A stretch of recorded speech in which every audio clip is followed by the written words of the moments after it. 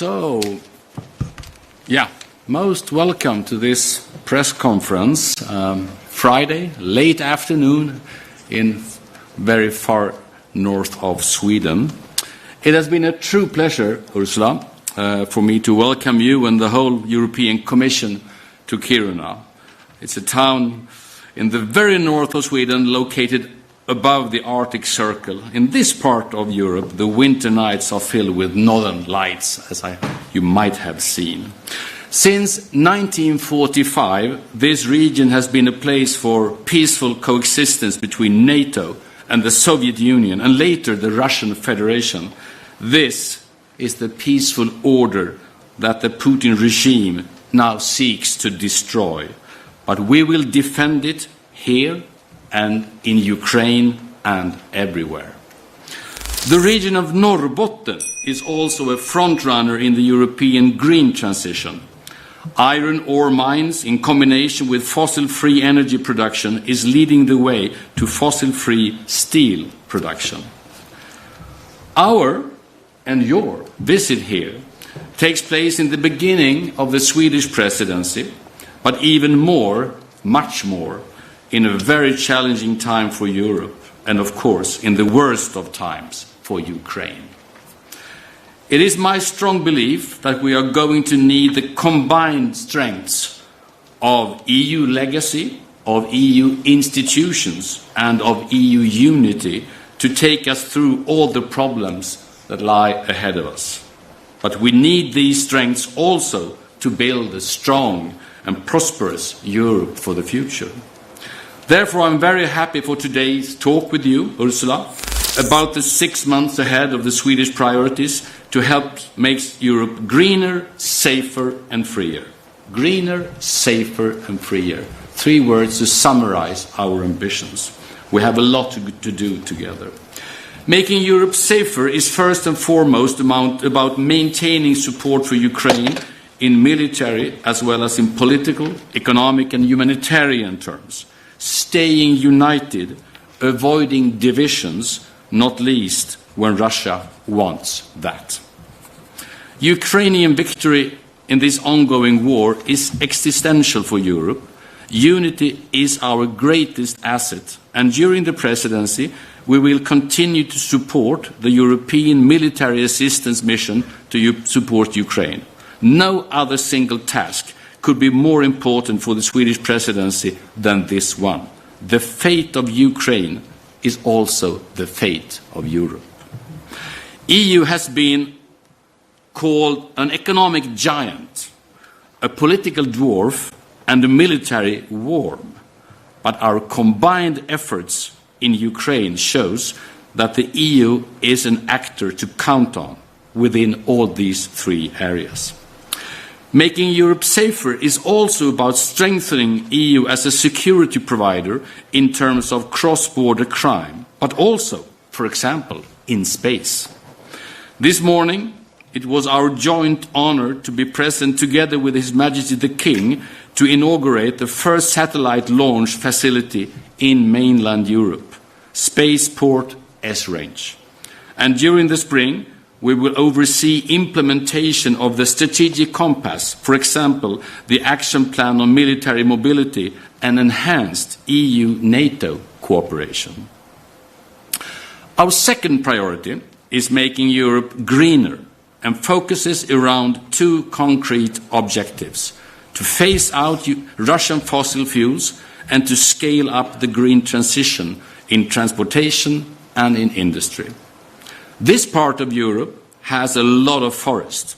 I have taken the opportunity to remind President von der Leyen and the Commission of the important role that bioenergy from European forests plays in shifting our energy mix away from fossil fuels.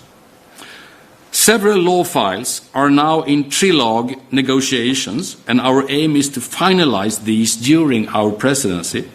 This includes reviews of the Renewable Energy Directive and the Energy Efficiency Directive, as well as proposal to phase out CO2 emissions in the maritime transport sector and to support the development of infrastructure for alternative fuels, such as electricity, hydrogen, and liquefied methane. Making Europe freer is all about upholding our global standing and the core values of the single market. Our economic performance is fundamental for our prosperity. We need a comprehensive and long-term strategy for European competitiveness and productivity. Even more so today, when we are facing serious challenges in terms of high energy prices and assertive global competition.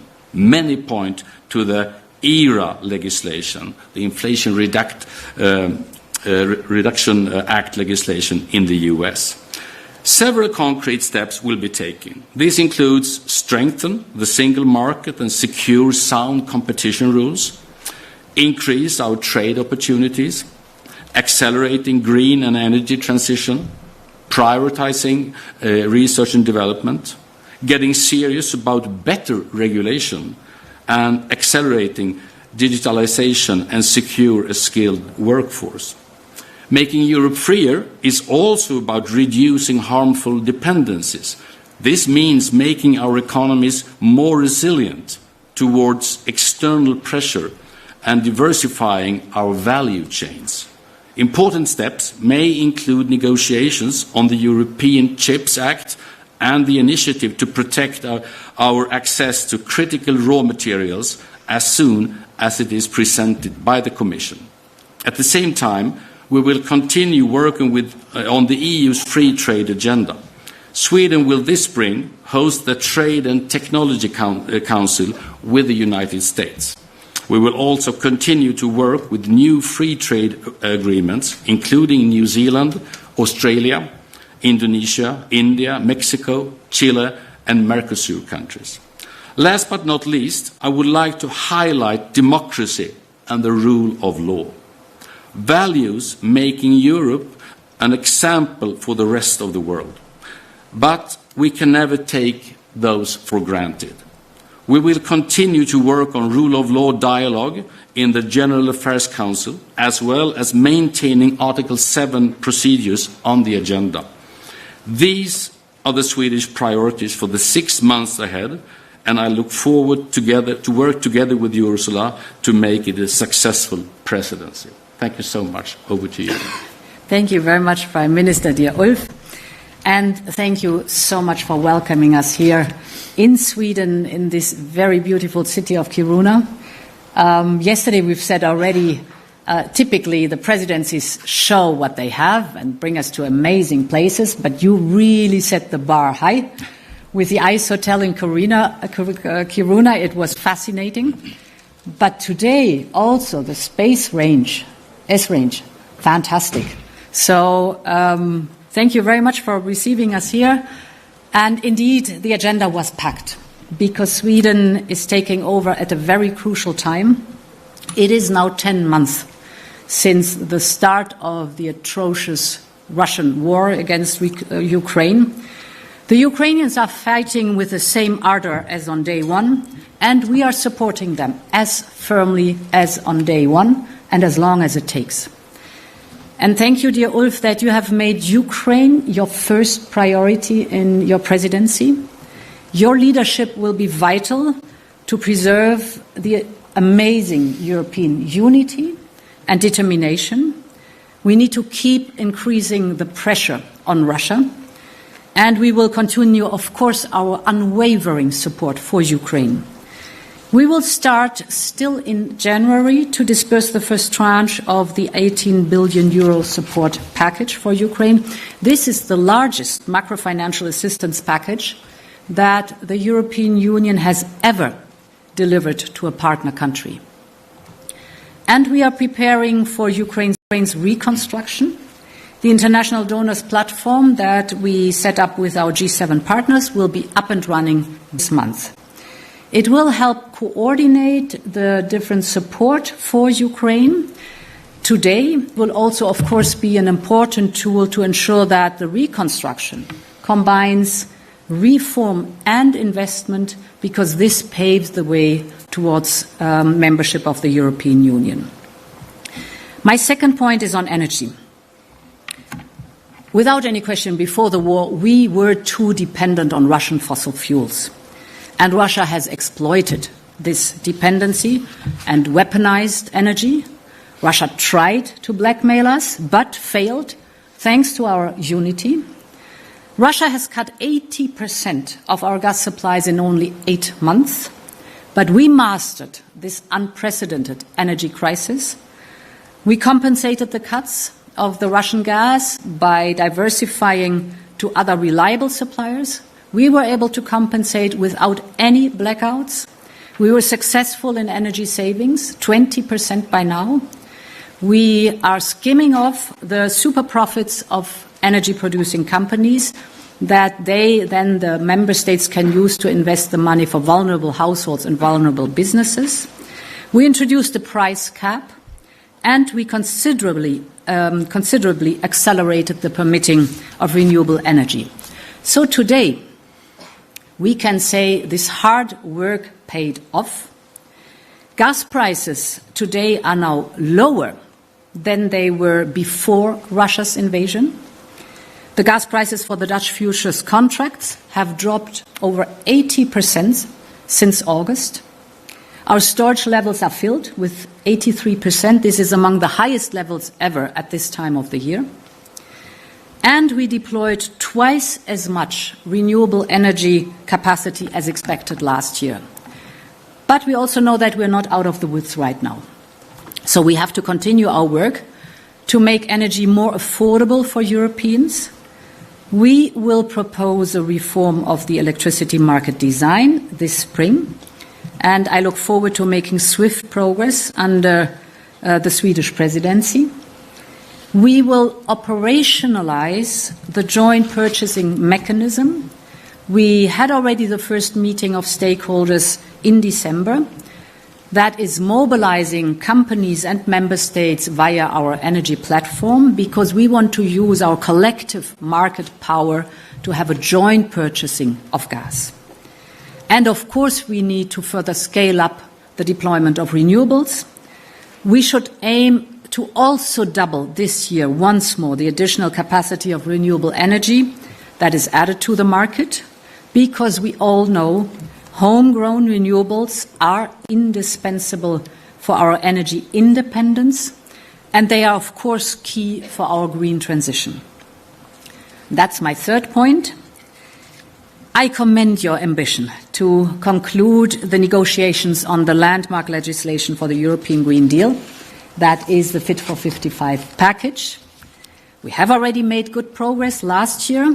We've agreed on half of the proposals that are needed to reduce our CO2 emission by at least 55% by 2030. So now it's the second half that has to be delivered, and I'm confident that the Swedish presidency can lead us through this last stretch. This is so important for us because we need to reach our climate goals, but it is also important for us because of our competitiveness. And that is my fourth and final point. We have a thriving clean tech industry, and we need a thriving, prosperous clean tech industry. We needed to maintain our leadership on decarbonization, but also to maintain our prosperity. Europe is a pioneer and front runner in clean tech, but we all know that competition is increasing. First of all, this is very good for net zero ambition. It is very good for our climate goals. But unless a level playing field is preserved, it could have a negative effect on our competitiveness and investments in Europe. We need that global level playing field. And there's, of course, the impact of the US Inflation Reduction Act, indeed, that we did discuss. We're currently working with the United States intensively to reduce the negative side effects of the Inflation Reduction Act on Europe. However, even more significantly, we're facing unfair competition in the clean tech sector from China.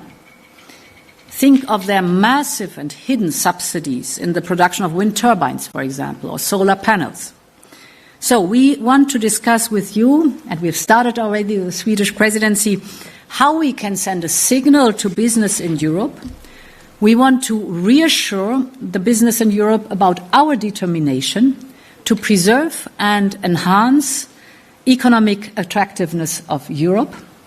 And here I see several work strands that we have discussed. The first one is new legislation to reduce our dependency, for example, on raw materials. And there, yesterday's news were great on the findings of rare earth here in the region, but also to focus on specific sensitive sectors, such as the clean tech sector, like hydrogen. This new legislation would also include revisiting some of the permitting requirements that we have, because I hear over and over again in these renewable projects, always it's the permitting question that is pressing. Second, we will update our state aid framework. We need to facilitate public investment into the transition as a bridge. So we are currently consulting member states on a targeted and temporary changes for our framework in state aid to make it more predictable and more simple. And we are also revisiting the existing framework for our IPCEIs, the so-called important projects of common European interest. You know them all. They are very attractive, but we have to be faster. The third point is that we, with the state aid, also have to look how we make sure that there is investment across the European Union to preserve the single market. So as a complementary element, or the other side of the coin of state aid, we need to create credible and ambitious financing tools. Such funding should be available in short term and in the midterm to allow for an adequate European answer. So we are working right now on a needs assessment to have the facts and the figures, to take into account the increased competition, and then develop the three work strands I was just discussing. Lastly, we need, as you said, an ambitious trade agenda. This includes, of course, ensuring the diversification through the concluding trade agreements, for example, between the European Union and Mexico, Chile, New Zealand and Australia. So there's a lot on our table. We've discussed a lot today, but I'm very much looking forward to the next 6 months of Swedish presidency. Let's make Europe greener, safer and freer. Thank you. Thank you, Ursula, and let me right here and now also say thanks for your visit here. We appreciate it a lot. Thanks for all the commissioners visiting here, but also thanks to the municipality of Kiruna, Jukkasjärvi Ice Hotel, and the county of or region of Norrbotten. Allow me also to say thank you to everybody who has helped us be a very safe place, to the police force and other people working with the security in here, and everybody else making this important visit possible. Thank you so much. I think we now open up for the floor. Yes, and now there is some time for some questions. We can start with the Financial Times.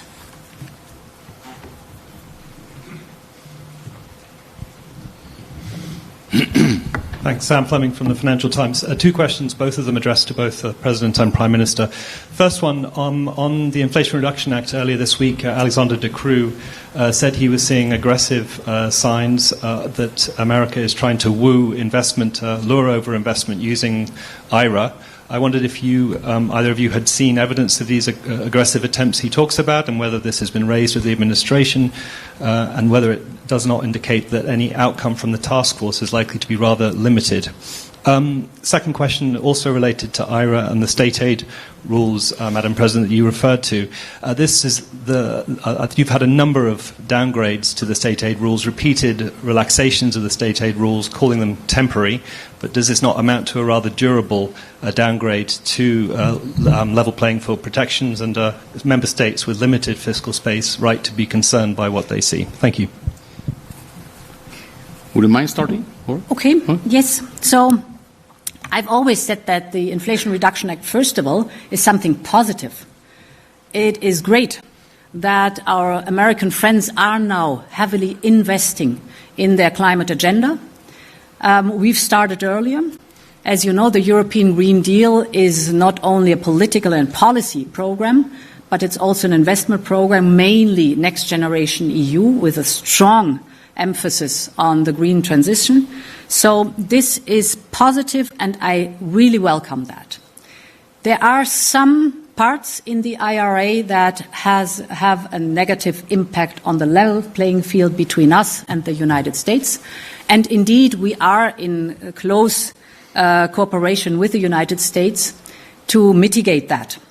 And therefore, we are working on the agreement with the United States, looking at specifically, for example, the electric vehicles, and to find solutions to have a similar treatment like Mexico and Canada, what the approach of the IRA is concerned. But for us it's also important, as I said, it's good that the United States invest in green tech, clean tech.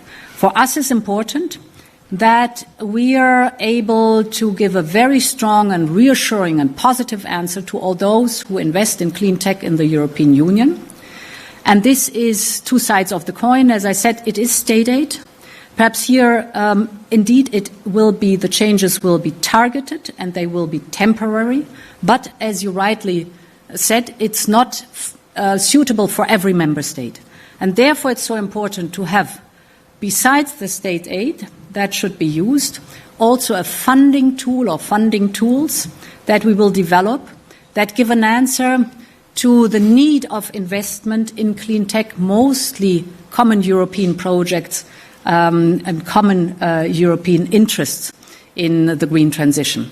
And here I think it is for us very important to be fast. Therefore, I really welcome the excellent cooperation with the Swedish presidency, because the investment decisions are being taken now, and we need the green transition now. We need the clean tech sector now. We are leading. We are the pioneers of that, but we want to keep the industry here, and we want to support the industry here because we need it for the green transition and we need it for our prosperity. So it's a matter of competitiveness.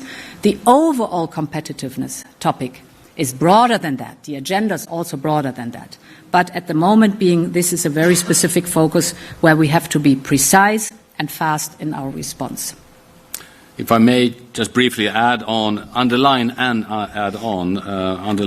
of course, that it's basically very good that the US is back on a common climate agenda, taking part of that, this very global discussion and doing their part. It's simply impossible to fight climate change if big countries like the US is simply not with us. So that's basically very good.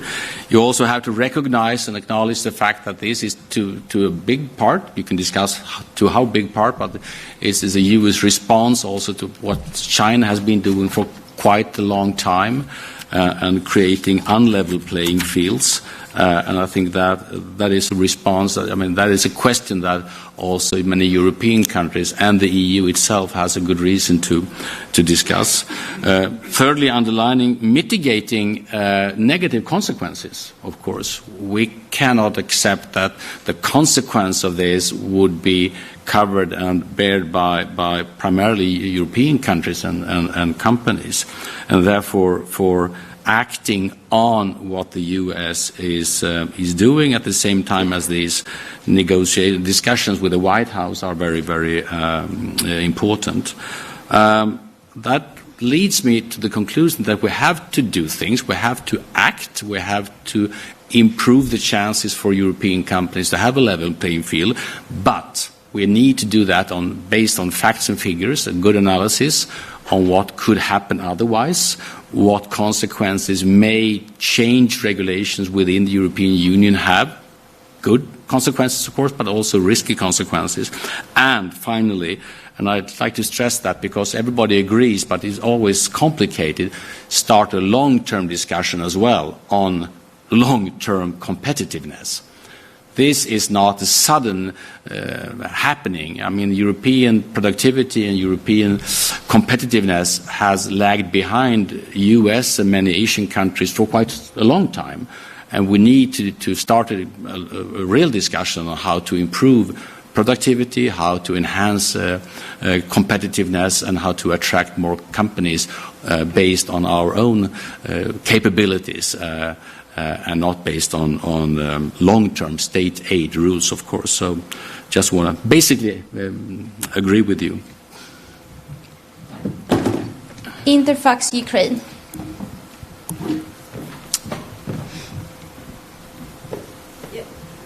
Thank you so much for the floor. Irina Sommer, Ukrainian news agency Interfax Ukraine. First of all, thank you.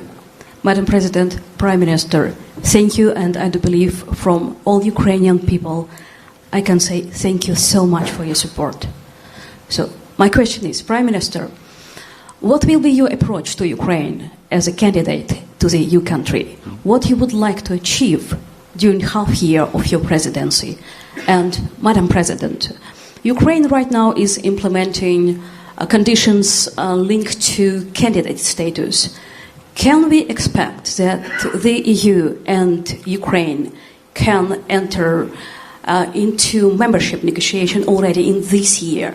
And what additional condition can be put it for this? Thank you. Thank you very much. And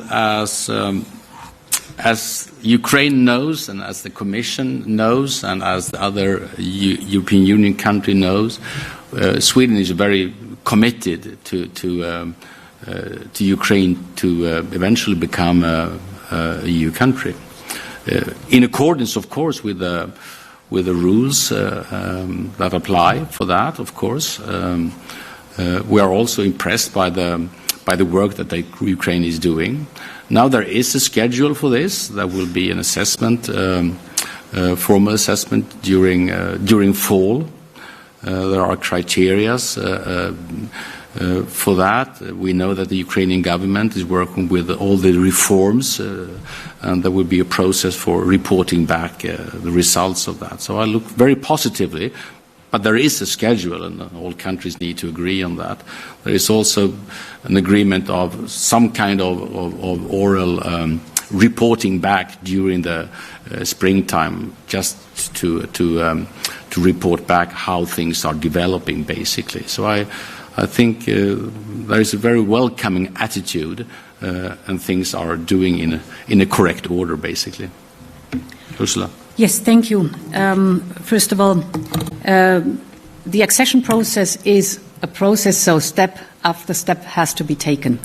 And for us now, the next important point is, or milestone, is the enlargement report in fall, because it will mirror the progress each and every candidate country that wants to join the European Union has made since the beginning of the year.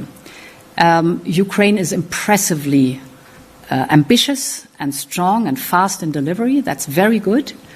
To support that process, the college is visiting Ukraine in the beginning of February. We will have a college-to-government meeting.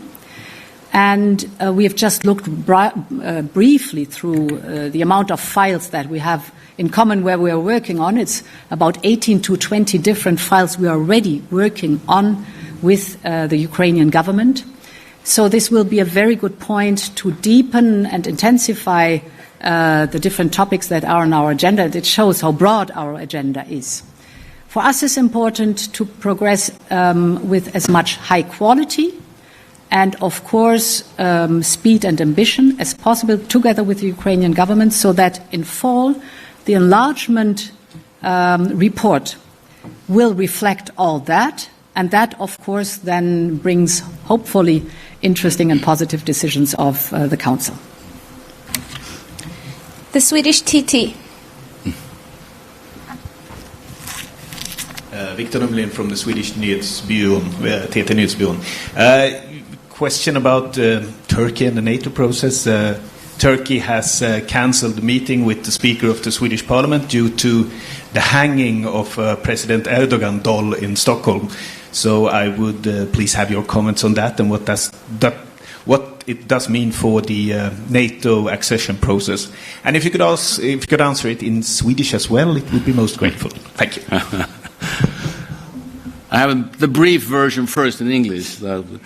We had an incident yesterday where people tried to show their their views on the Swedish NATO accession through a disgusting way of portraying President Erdogan in almost something looking like an execution. That is bad in every sense. På svenska så säger jag att det är avskyvärt.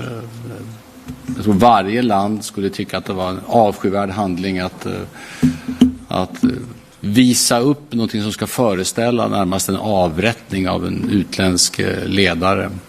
Inte minst i ett land som 2 gånger har varit utsatt för mord på mycket ledande politiker, så finns det skäl att ta det på extremt stort allvar.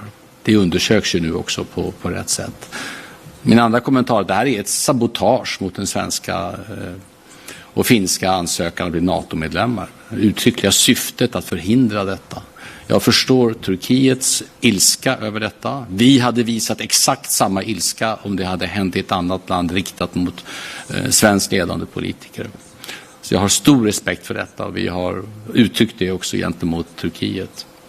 Talmansbesöket är inte inställt, det är skjutet på framtiden. Och jag hoppas verkligen att det finns goda skäl att snart återkomma till det besöket. And now the last question. Reuters.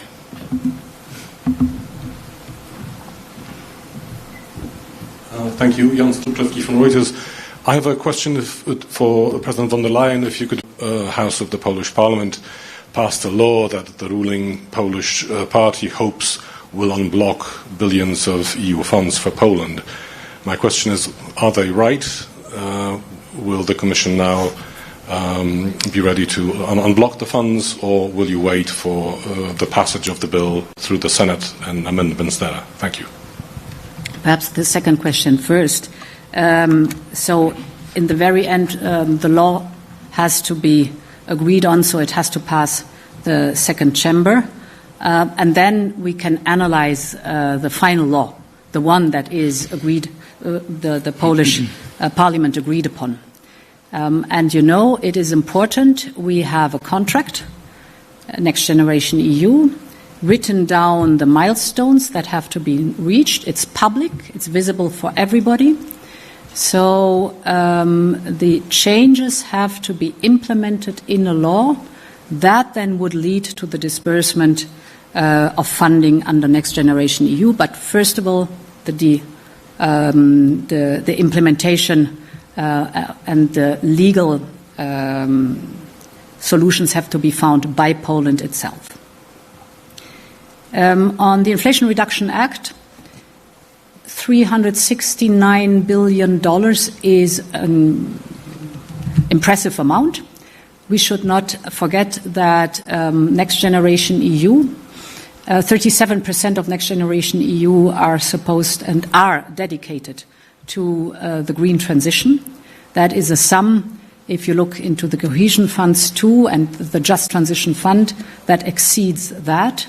So we do already, and we have already, started this massive investment in the clean transition, and it is good that the United States now do it too.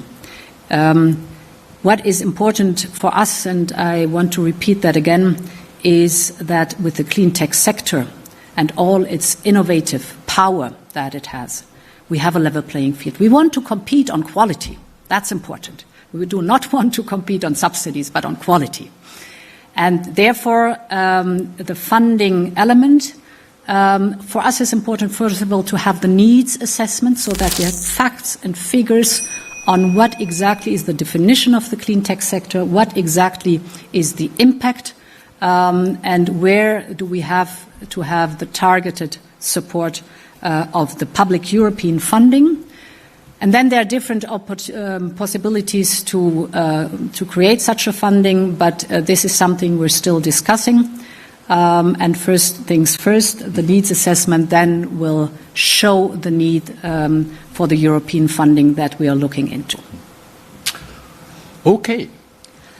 That was all for today. Thank you all for coming. Thank you. Thank you so much. Thank you.